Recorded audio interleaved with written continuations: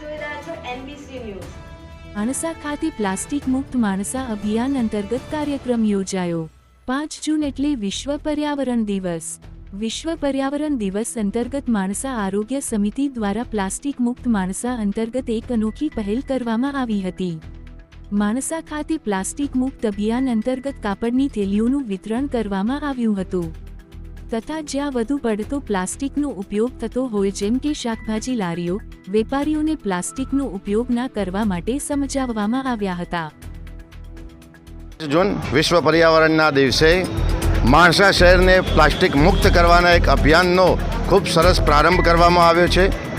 આ પ્રારંભમાં અમારા પૂર્વ ધારાસભ્ય શ્રી અમિતભાઈ ચૌધરી સાહેબ, અમારા પ્રદેશના આગેવાન એવા શ્રી યોગેશભાઈ પટેલ સાહેબ, આરોગ્ય સમિતિના ચેરમેન શ્રી ડૉક્ટર રાકેશભાઈ ગોસ્વામી સાહેબ, નગરપાલિકાના અમારા પ્રમુખ શ્રી બેન જ્યોત્સનાબેન અને સૌ કોર્પોરેટરો પ્રતિસાદ મળ્યો છે અને સૌએ આજે વિશ્વ પર્યાવરણના દિવસે પ્લાસ્ટિકનો ત્યાગ કરવો અને કાપડનો આજથી ઉપયોગ કરી અમલ કરવો તે માટે બધાએ સહમતિ આપી છે।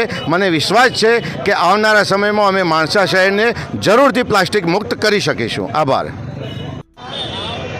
આજે ગાંધીનગરના માણસા શહેર ખાતે આરોગ્ય સમિતિ દ્વારા વિશ્વ પર્યાવરણ દિવસે પ્લાસ્ટિક મુક્ત કરવા માટે કોર્પોરેટરશ્રીઓ, સંગઠન અને તુષારભાઈ જાની એ બધા સાથે મળીને આ સુંદર મજાનો આજે વેપારીઓને સમજાવટ કરીને પણ પ્લાસ્ટિક મુક્ત કરવાનું એક અપીલ પણ કરી છે।